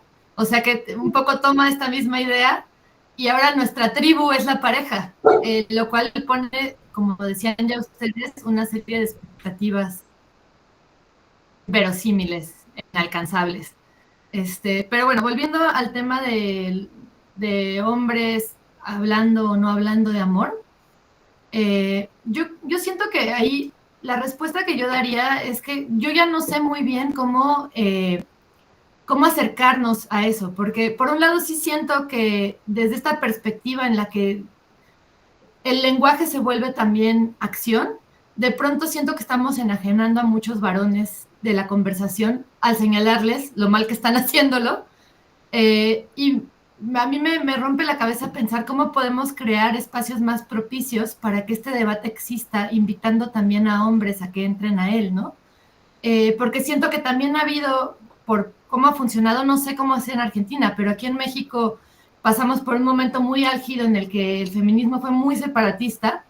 Ahora creo que ya un poco menos, porque pues han ocurrido otros debates y demás, pero sí siento que definitivamente para mí la única solución social que es la integración de los géneros, de todos los géneros, y tratar de encontrar unos espacios de diálogo conjunto, no solamente de hombres con hombres, que creo que son súper necesarios, sino también espacios donde invitemos expresamente a los hombres. Y es muy curioso, a ver, voy a dar un ejemplo que no tiene nada que ver con hablar de amor, pero que me llama mucho la atención. Yo tengo un círculo de lectura con Andrea Chapela, otra escritora, y los círculos de lectura, no sé cómo sean en Argentina, pero aquí en México son casi 98% de mujeres. O sea, de pronto hay un hombre ahí, así como alzando la mano, pero en general no hay hombres. Pero como nuestro círculo de lectura se llama Escritores Leyendo, hay un montón de hombres. O sea, la cantidad de hombres que solicitan y demás y se unen es así, es absurda. Y creo que tiene que ver con el hecho de que hay cosas que tradicionalmente parece que los hombres les da miedo mirar, porque no se sienten como, sienten miedo, yo creo también, ¿no? O les da pereza porque, aunque no lo digan de esa manera, creen que son cosas que no son importantes, o creen que si admiten que son importantes van a ser menos hombres, qué sé yo, hay muchas cosas ahí que yo siento que es como si esto fuera un videojuego, los primeros niveles que hay que pasar, ¿no? Esas son las primeras barreras que hay que pasar. Y bueno, en fin, yo no tengo ni la menor idea de cómo se hace eso y aprecio mucho a mis amigos hombres que sí tienen círculos de hombres y que hacen un trabajo muy, muy chido para hablar con otros hombres y invitarlos a que se expresen de maneras que no se expresan, pero muchos de ellos, por ejemplo, a su vez no tienen amigos, tienen amigas. Entonces es como, wow, qué paradójico, ¿no? O sea, mis amigos más sensibles, más chidos, lo que tienen son amigas y con quienes van a hablar de sus sentimientos es con sus amigas. Hay una barrera ahí que no termina de romperse. Eh, y eso a mí, pues, me causa mucha intriga, ¿no? Porque he visto mucho a muchos hombres tratando de romper esto y no encontrando eco. O sea, les parece demasiado difícil y tú lo piensas, ¿no? Tienes a 4 de estos hombres que quieren romper esas barreras y lo intentan con sus amigos y no lo logran y cada uno de esos 4 se van con sus amigas. Hay un absurdo ahí, ¿no? O sea, porque esos 4 lo intentaron entre ellos, no lo lograron y entonces estos mismos 4 están yéndose con sus amigas a hablar de exactamente lo mismo. Yo creo que eso gradualmente ha ido cambiando y sí creo que hay una generación o un par de generaciones que van a poder hacerlo diferente, porque sí creo que eso es de esas cosas que tienen mucho que ver con la crianza y que siendo más grande es más difícil. Sí, yo creo que tiene que ver con la crianza ahora. Bueno, yo te llevo muchísimos años y podría decirte que valoro muchísimo estas nuevas generaciones que pueden vincularse entre géneros sin ningún tipo de problema, ¿no? En mi época, cuando yo era chica, decirle te amo a una amiga era mal visto, ¿no? Porque, bueno, el te amo estaba para la pareja nada más. Y juntarte con algún varón era mucho más difícil porque tenía que haber una connotación sexual. Ahora eso se ha relajado un montón, por eso creo que al mismo tiempo, al no haber la posibilidad de encontrar como estos cauces por donde vincularnos, bueno, nos está costando encontrarnos, nombrarnos y animarnos. Esto que vos decís, yo también valoro que los varones quieran hacerlo. Acá hoy no nos da para hablar de feminismo, en los distintos tipos de feminismo, no, por supuesto que no. Sí adhiero a lo que dice Brigitte Vasallo, que seguramente lo trae de otro lado, que si queremos romper la casa del amo, no puede hacerse con las mismas herramientas del amo. O sea que si los feminismos nos vamos a parar en la vereda opuesta, por supuesto que tampoco vamos a poder convocar a los varones o a otras diversidades para conversar acerca de lo que nos compete a todos, que es vincularnos, que es amarnos, que es cuidarnos, que es armar un lazo social. Entonces, para mí el varón u otras diversidades tienen que poder estar invitados y animarse a armar contexto de charla donde podamos debatir sin sentir que alguien tiene que ganar esta conversación, simplemente poder tolerar esto, lo que nos hace tan rico y diverso, que es la diferencia. Viva la diferencia, digamos, ¿no? Digamos, sin esta diferencia no hay vínculo. Desde ahí partimos, ¿no? Sí. No sé, Mari, si hay algunos otros comentarios que quieras que circulen. Estás muteada, Mari. Veía que había... Y es porque había ruidos en mi casa también. Surgieron más comentarios a partir de esto, de hablar de la participación de hombres. Y la mayoría está, los quiero resumir así como porque están todos agregando algo más, que es mucho más sencillo expresar la vulnerabilidad con mujeres, con amigas, como que está habilitado. Y se ubica mal aquel que se muestra sentimental al hablar de estas cosas. Y estoy usando esta palabra sentimental, que también expresa el sentimentalismo, ¿no? Como si fuera ser blando. El cuestionamiento, los aportes van en relación a esto. Y yo por ahí, esto es mío, me preguntaba si en esto de que seguimos repitiendo, los hombres, las mujeres, no estamos afianzando esto más todavía y separando. Y justamente vamos para el otro lado, aquello que el amor no vivido aisladamente, sino vivido en comunidad, que tal vez en esto de la construcción del amor no es un fallo de género, sino que es una cuestión de comunidad, de la dificultad para armar un lazo.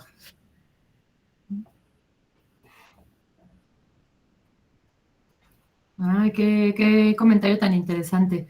Yo creo que son las dos cosas, ¿no? O sea, por un lado sí es una cosa que tiene que ver con cómo armar una comunidad dentro de otra comunidad y hacer que tu pequeña comunidad sea parte de la comunidad, ¿no? O sea, por ejemplo, hay un texto en el nuevo libro que sacamos ahora, la antología que antologué, de la lingüista mije Yasnaya Aguilar.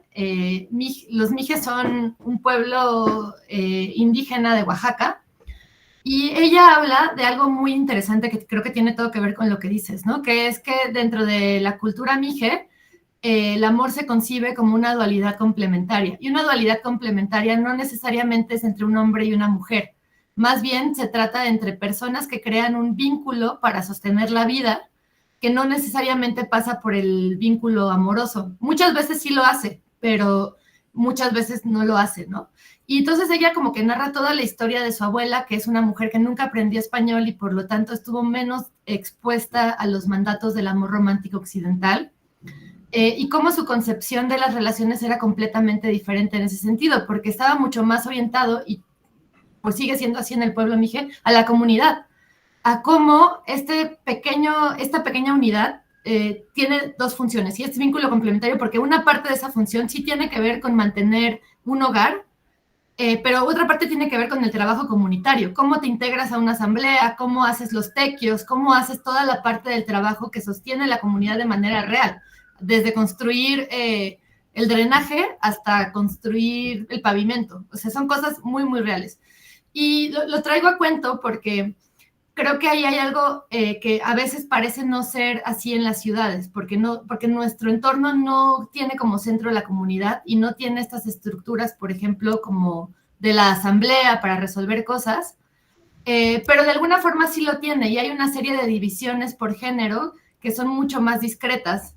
Por ejemplo, esta, ¿no? La de por qué se puede hablar solo con las mujeres de emociones. Esa es una división de trabajo de género también. Entonces, por eso yo digo como que siento que por un lado estoy de acuerdo contigo en que muchas veces el hecho de enunciar crea divisiones. O sea, sí tiene una injerencia en el mundo real decir las cosas y decir como los hombres tal cosa, las mujeres tal cosa.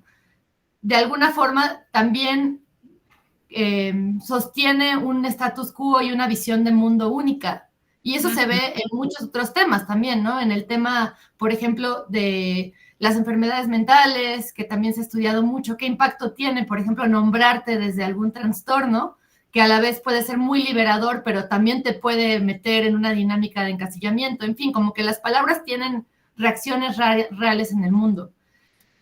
Pero al mismo tiempo yo me pregunto, y es una pregunta creo incontestable, ¿no? ¿Cómo hacemos que cómo no dejamos de lado el hecho real de que hay una sociedad dividida por géneros y que no entendemos realmente cómo integrar la pareja y la experiencia subjetiva a la comunidad dentro de las ciudades? Sí.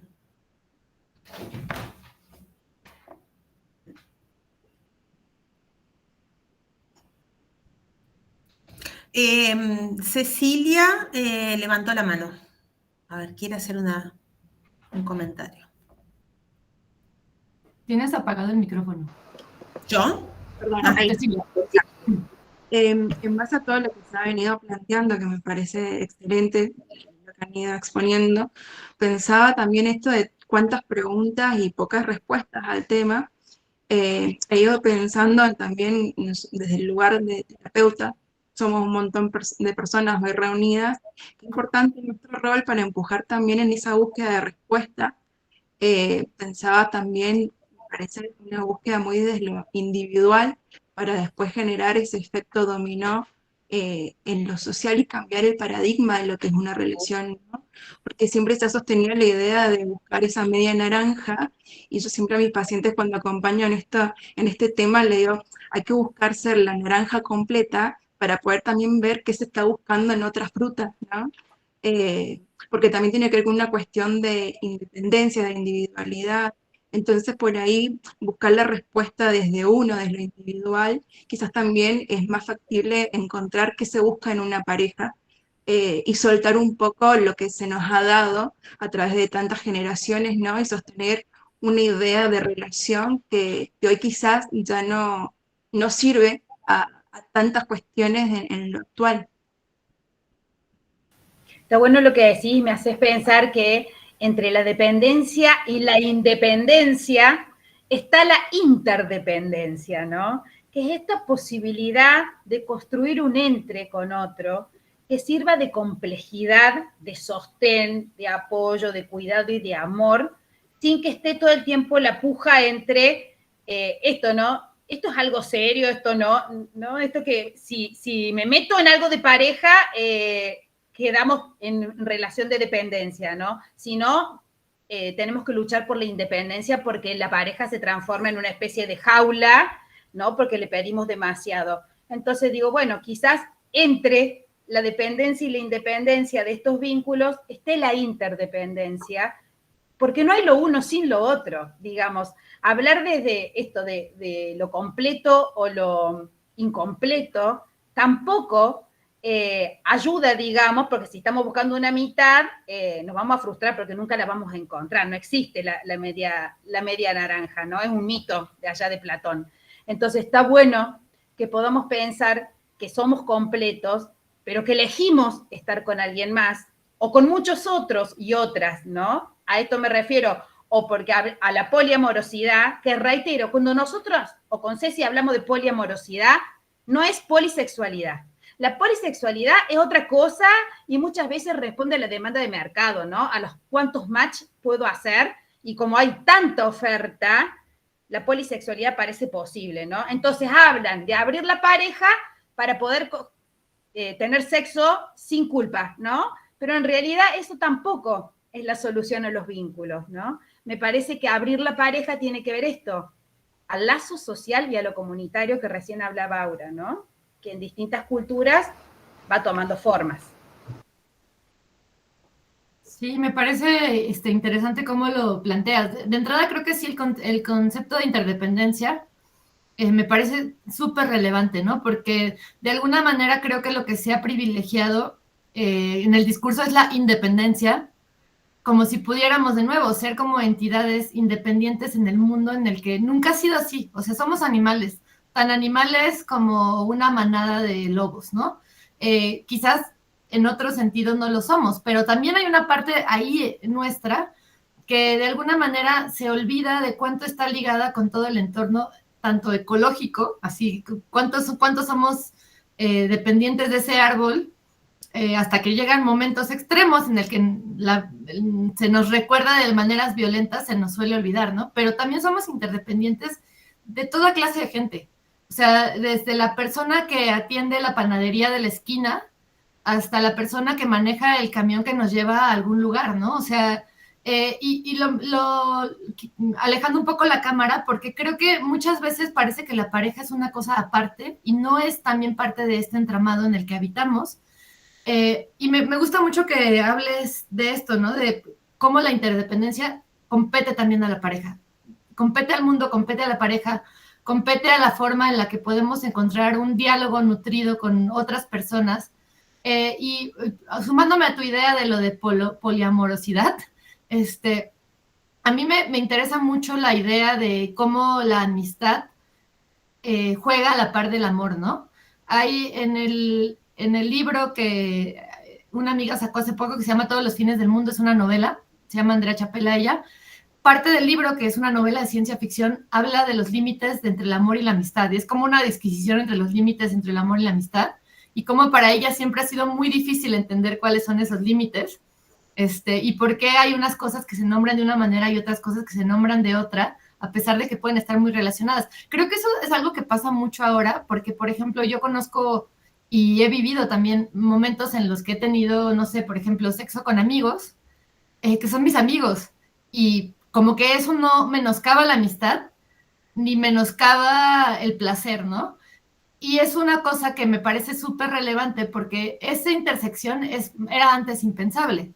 Y entonces, ¿qué es eso? ¿Es una amistad o es un casi algo? Pues yo digo que es una amistad y elijo nombrarlo desde ahí, simplemente porque no hay otras categorías en medio que nos sirvan para hablar de esto, y porque siento que la amistad es una categoría mucho más plástica que el amor. El amor tiene guiones, o las relaciones de pareja tienen guiones sociales mucho más rígidos, que en general son reforzados todo el tiempo por las producciones culturales y por la gente a nuestro alrededor, también eso hay que decirlo. Por eso me parece muy relevante estar entre terapeutas, porque también desde la terapia muchas veces se refuerzan roles de manera explícita. O sea, a mí me ha tocado, por ejemplo, yo quiero decir una experiencia que tuve con una terapeuta, a la que por supuesto luego dejé, en la que pues yo le estaba contando de mi pareja de ese entonces, con quien llevaba yo creo que como 2 años, y entonces le dije que tenía una relación abierta con él, y ella me dijo, yo creí que con él sí era serio.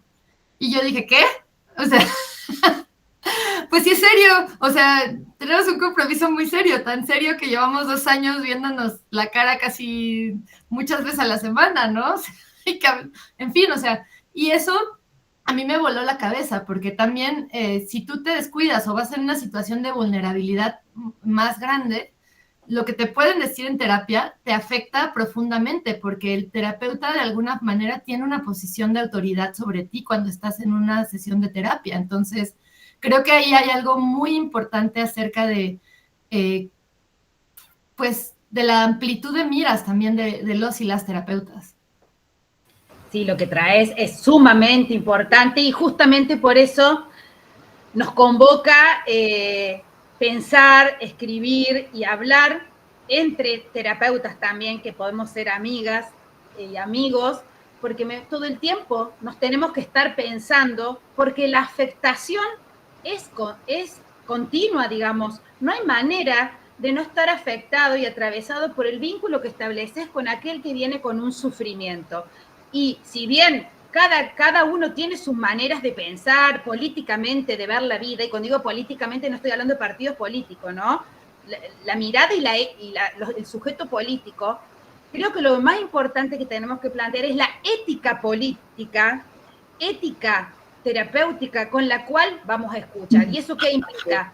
Repensarnos todo el tiempo acerca de cuáles son nuestros preconceptos, nuestros prejuicios, ponerlos en la mesa, no destituirlos, porque son imposibles de destituir, pero sí pensarlos, trabajarlos y modificarlos, porque sí podemos hacer mucho daño, ¿no? Pero también creo, Ceci, que muchas veces hemos vivido y decimos, qué hermoso lo que hemos aprendido. Yo tengo una pareja que cuando viene digo, qué hermoso cuando viene, porque me enseñan tanto cada vez, Entonces, bueno, ahí es donde ponemos en suspenso y tenemos que trabajar mucho en nosotros. Me quedé pensando en esto que decías ahora también de los guiones rígidos que tiene el amor, ¿no?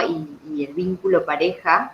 Entonces, cómo, esto que decís, Virginia, de como terapeutas, cómo ir poniendo todo el tiempo en cuestión estos guiones rígidos del amor, cómo salir de estos guiones rígidos cargados de exigencias.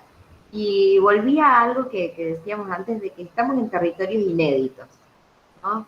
Esto que traías de las amistades, pero que también puede ser, pueden compartir la sexualidad, y son territorios inéditos, ¿no? Es como que desde lo más conservador uno saldría como a pensar, ¿pero es una pareja o no es una pareja? Bueno, no sé qué es, digamos, ¿no? Por eso decíamos y nos preguntábamos con Virginia si habrá que inventar nuevas palabras, habrá que inventar nuevas formas de habilitar otras formas de vincularnos.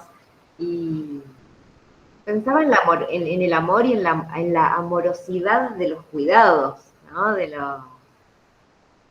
¿Cómo circulan los cuidados en la amorosidad? ¿Qué otras cosas es el amor? Eso, que el amor, ¿por qué se preguntan amor o amistad, no? Para mí, el amor incluye todos los tipos de vínculos, digamos, pero tenemos tan asociado amor igual pareja amorosa que nos olvidamos que el amor es un trabajo que se hace con otros, ¿no? No es un sentimiento que se otorga, es un trabajo. Entonces, trabajamos en el amor con amigos, con colegas, con hijos, con padres, con pareja, ¿no? En el medio de ese trabajo del amor va a estar las frustraciones, las decepciones, las alegrías, las tristezas, toda la gama emocional que puedan desplegar, pero todo eso es amor. Mira, estoy leyendo una pregunta de Julieta que dice, ¿y cuando hay diferentes conceptos de amor entre dos personas? ¡Ay, se me fue! Cuando hay diferentes conceptos de amor entre dos personas, ¡ay! Puede comentar.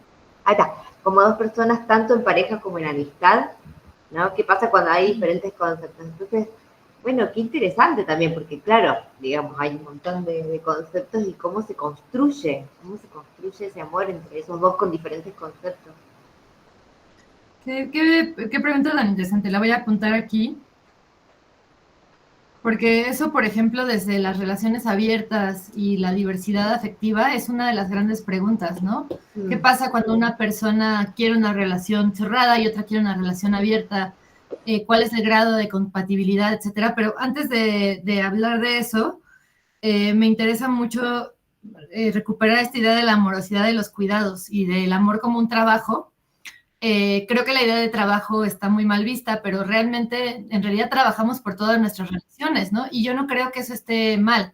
Yo creo que hay algo muy rico en pensar que nuestra potencia en el mundo tiene que ver con la forma en la que tramamos relaciones en general, no solamente amorosas, sino cómo tejemos a nuestro alrededor vínculos que se sostengan a lo largo del tiempo, quizás no para siempre, pero que se sostengan cuando puedan sostenerse.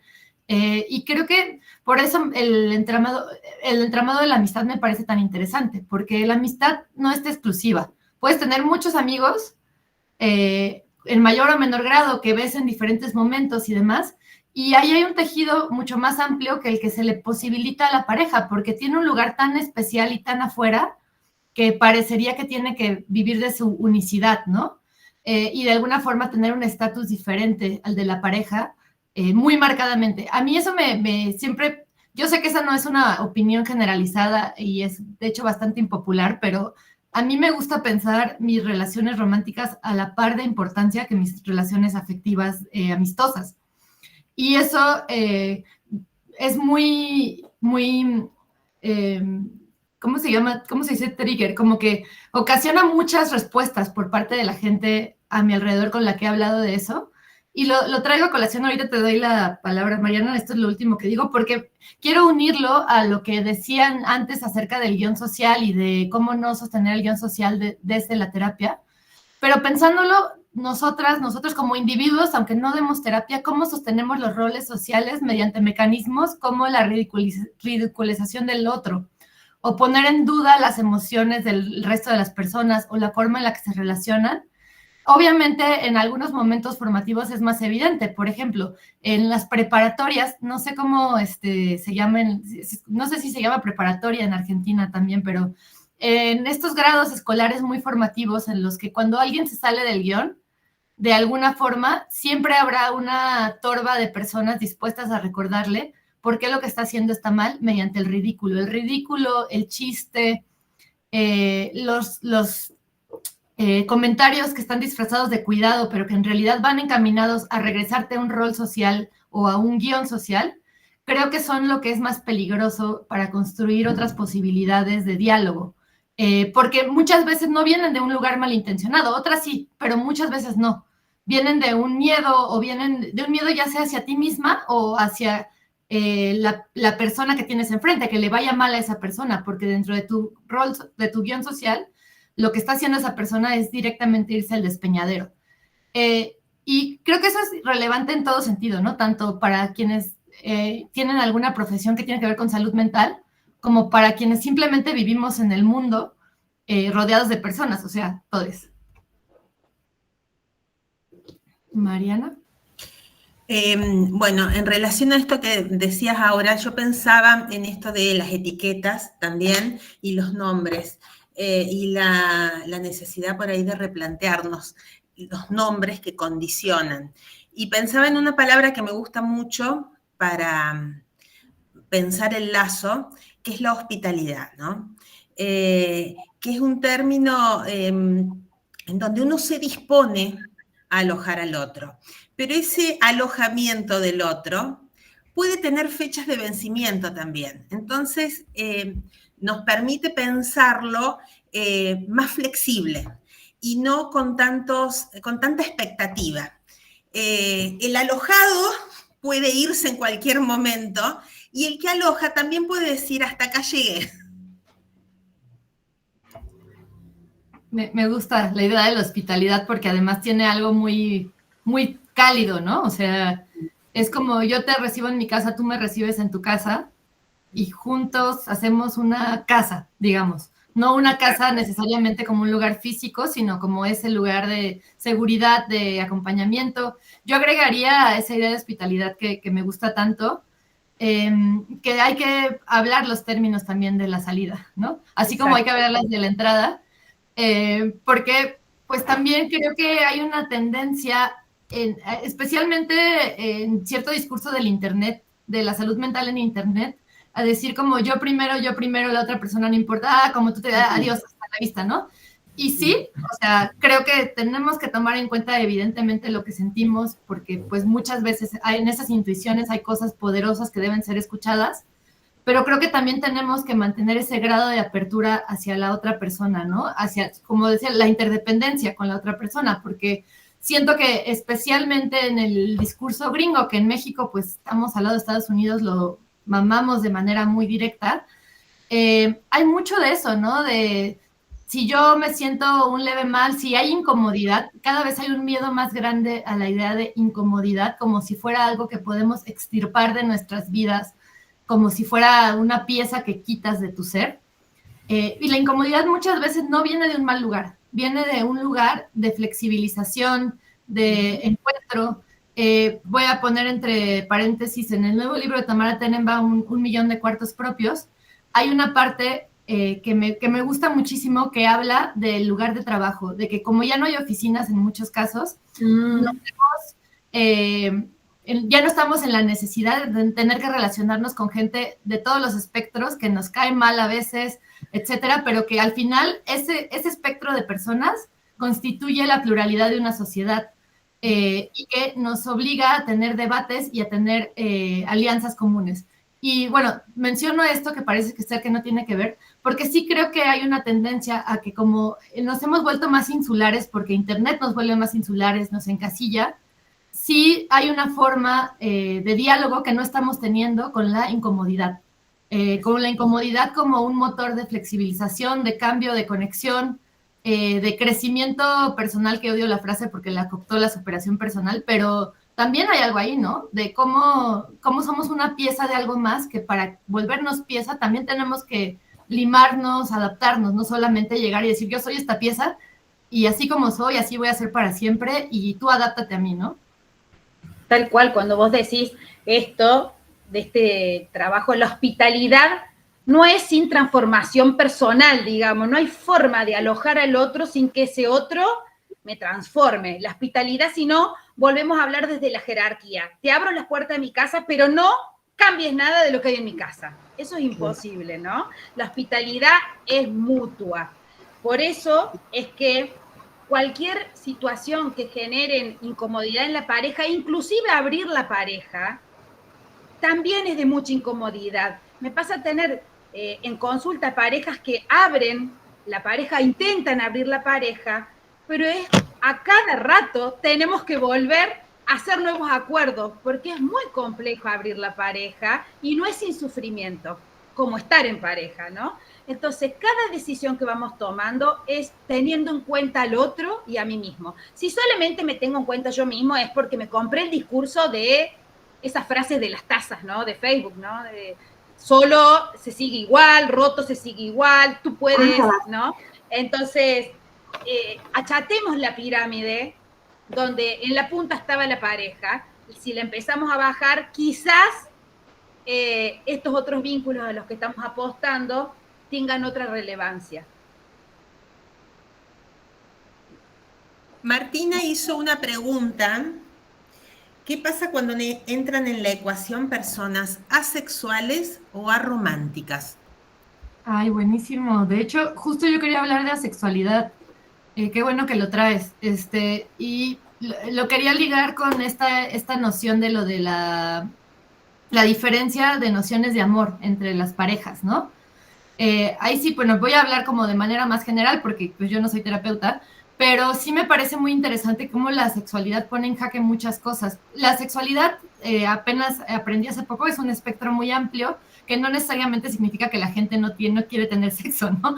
Sino que tiene ideas muy particulares de concebir el deseo y en general eso de alguna forma pone en jaque la idea de pareja, porque muchas veces el pacto de pareja se asienta en la idea de intercambio sexual. ¿Qué diferencia? Esas son reflexiones que también tiene mucho mi amiga Andrea en esta novela y también en el ensayo que publicó en el libro que acabamos de sacar, habla de la sexualidad justo por eso, porque si nuestra manera de diferenciar el amor de la amistad es el sexo, la sexualidad pone una bomba ahí, porque el sexo, como esta exploración de la sexualidad, muchas veces habla de cómo la amistad puede tener una manera de ser placentera para las personas asexuales que no tiene la relación en pareja, ¿no?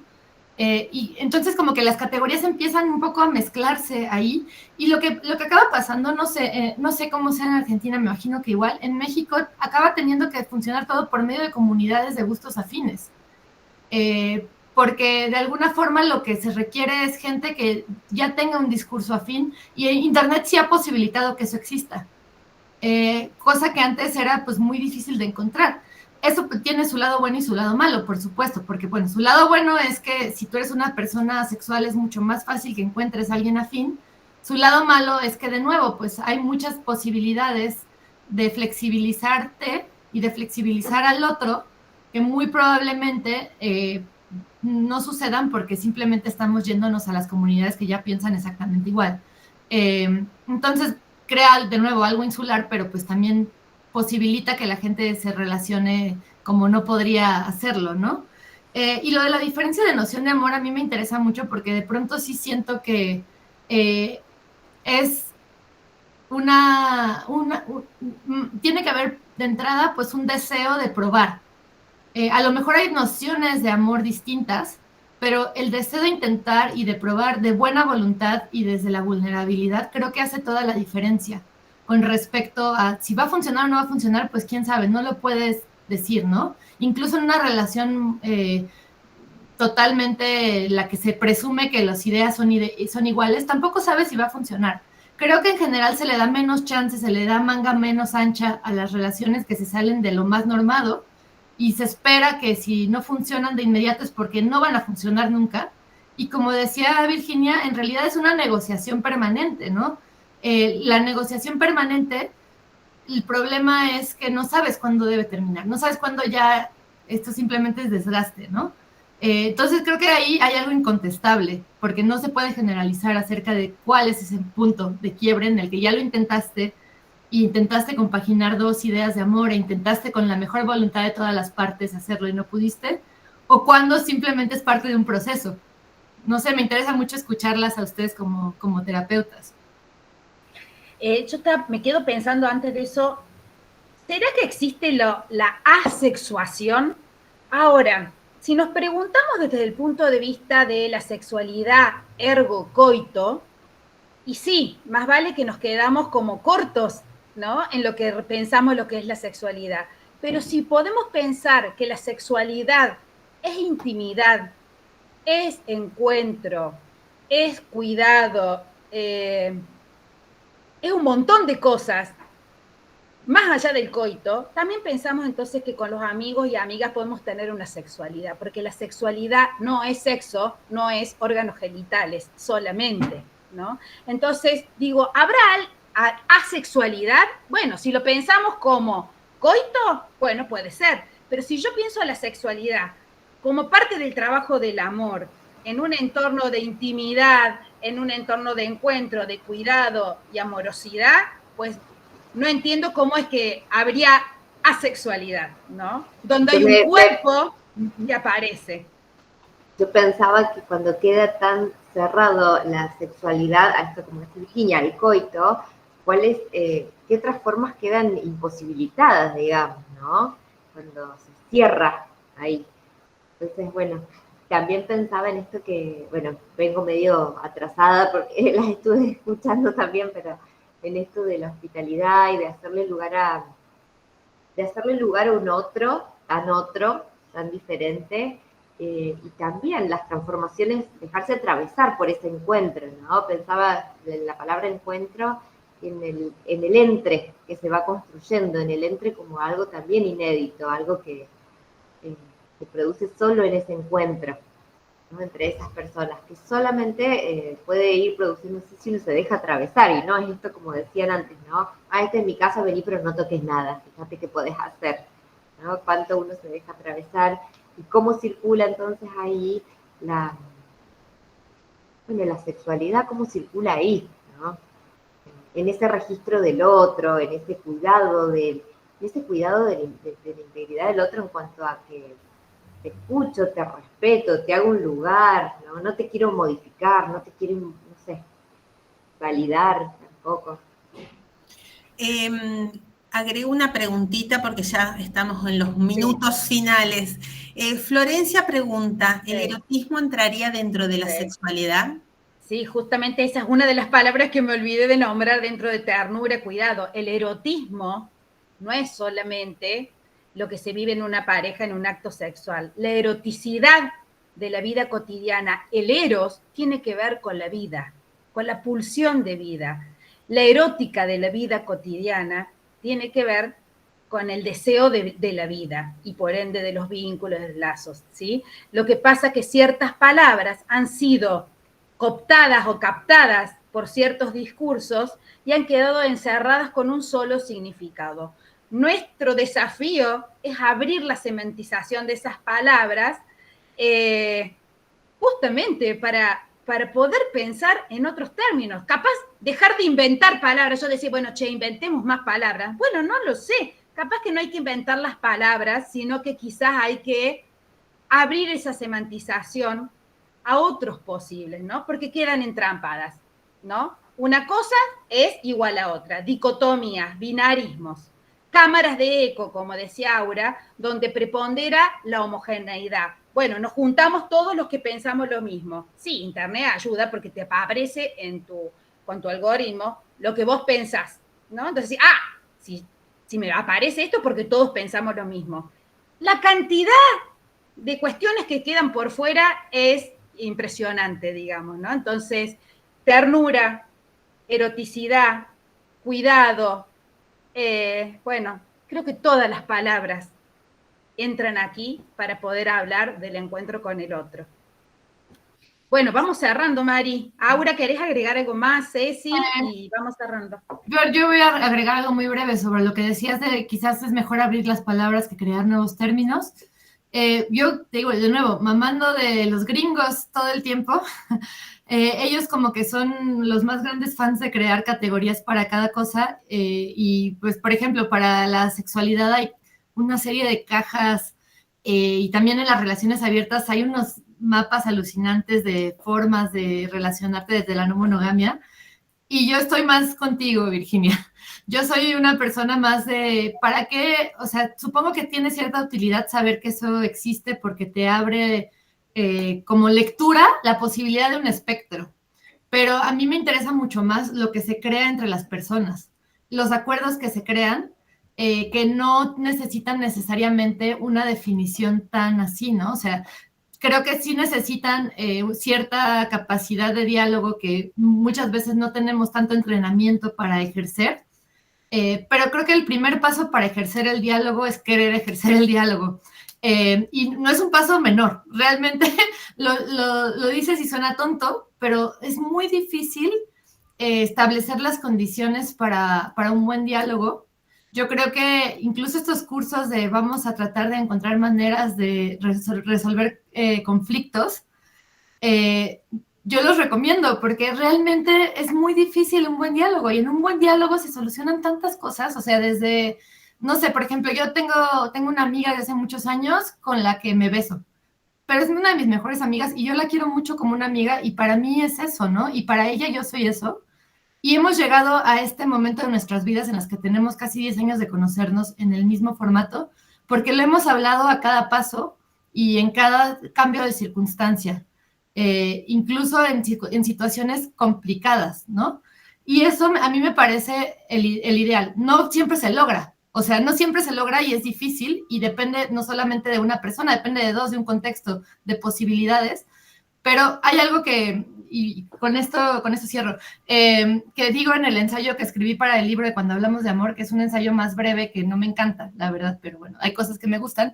Y una de las cosas es que muchas veces esperamos que el mundo tenga las condiciones ideales para que actuemos de cierta forma. Y lo cierto es que nosotros también somos partícipes de la creación de esas condiciones. Por eso siempre me gusta decir que el amor es político, porque desde nuestro actuar también estamos aportando a la creación de mundo, no solamente a la creación de discurso. Entonces, hablar de lo que es ideal nunca va a llevar a una posibilidad de acción, porque la idealidad no existe. Y hay cosas que son más difíciles de hacer porque se salen más de la norma, pero no son imposibles. Y sobre todo, conversar, ¿no? Cuando cae una pareja al espacio terapéutico, les digo, acá vamos a conversar, ¿no? Que es poner las distintas versiones a jugar, porque no estamos acostumbrados a eso, estamos acostumbrados a decir. Y vos te das cuenta, cuando uno está hablando, el otro no le está escuchando, está pensando en qué le va a contestar, ¿no? Entonces, uno puede decir en esos espacios, te estoy mirando, ¿qué estás pensando en qué le vas a contestar? ¿Por qué no escuchás lo que el otro u otra dice y alojamos esa diferencia sin necesidad de defenderte? Pues bien, bienvenida a la conversación tan difícil en estos tiempos, ¿no? Yo quería decir antes de que cierre Mariana, primero agradecerle a Aura, primero que nos encantó encontrarnos con tu libro y agradecerte que te hayas acopado con esta invitación de juntarnos a conversar.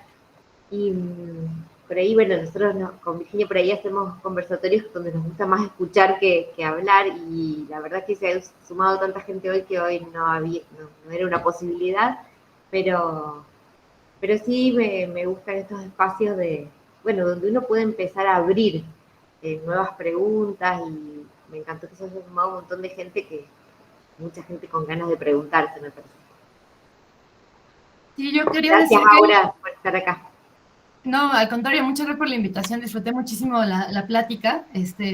Me gustaría saber si se puede exportar el chat, porque no pude leer nada y me gustaría como echarme un ojo a los comentarios después.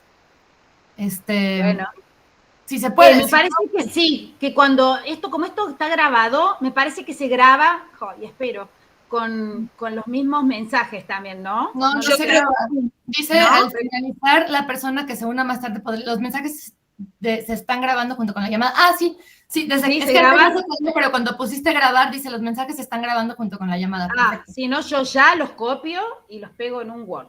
Ah, perfecto, muchas gracias. Bueno, gracias, Aura. Gracias por ser tan piola, por responder mi Instagram al instante, por sumarte a esta posibilidad. Me encantó conocerte, leerte y bueno, que estés acá, sos tan amorosa con esto, ¿no? María, ahí está.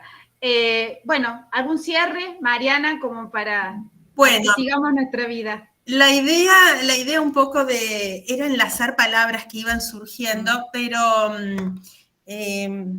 me gustó mientras iba escribiendo, escuchando, tratando de hacer varias cosas, armé como un pequeño textito porque me quedo con esta idea de hacer lazo, ¿no? De intentar enlazar estas palabras. Así que bueno, como en todo lazo, siempre queda algo afuera y obviamente va a pasar acá. Pero, a ver, esperen que busque porque fui armando ahí con una rapidez. Bueno, se desplegaron muchas voces y se abrió el interrogante sobre el amor. Un terreno a inventar, un territorio inédito que nos obliga a cuestionar lo heredado, a mirar de frente la tensión entre lo económico, lo social y lo íntimo, para no dejar que se pervierta lo que nos sostiene o lo que sostenemos. En medio de esta sociedad del cansancio, que mide la vida en términos de productividad y autoexplotación, el amor nos recuerda que somos cuerpos vulnerables, necesitados de cuidado y descanso. El amor como forma de ser en comunidad nos rescata del aislamiento y nos recuerda que no estamos solos en esta búsqueda, que aún en el conflicto abrimos posibilidades de encuentro. Habrá que crear otras palabras más adecuadas a nuestro presente, palabras que nombren la responsabilidad, la ética del cuidado, la fuerza de lo tierno, que nos permitan desarmar masculinidades rígidas y feminidades rígidas, abrirlas a la sensibilidad como responsabilidad social. En definitiva, hablar de amor hoy es hablar de interdependencia y de hospitalidad, de reconocernos necesarios unos para otros y al mismo tiempo capaces de alojar la diferencia con ternura. Quizás no haya un único constructo válido, sino la posibilidad de seguir ensayando modos de amar que nos humanicen, que nos den alivio frente al agotamiento y que nos permitan resistir y sobre todo vivir el amor como experiencia compartida. Bueno, esto es un poco enlazar. Me encantó, Mari, me encantó. Es lo que me quedó. Bueno. Hermoso, hermoso. Gracias a todos, a todas. Gracias. Estoy muy feliz. Me voy con mucho amor, no sé ustedes. Vamos a mandar la grabación, la vamos a subir al YouTube de la Asociación de Psicoanálisis de las Configuraciones Vinculares. Seguramente esto que también dijo la Mari, que lo están pidiendo, lo vamos a subir también ahí. Así que gracias a todos y a todas. Gracias, compañeras. Gracias, Aura. Gracias. Ya lo pego al escrito.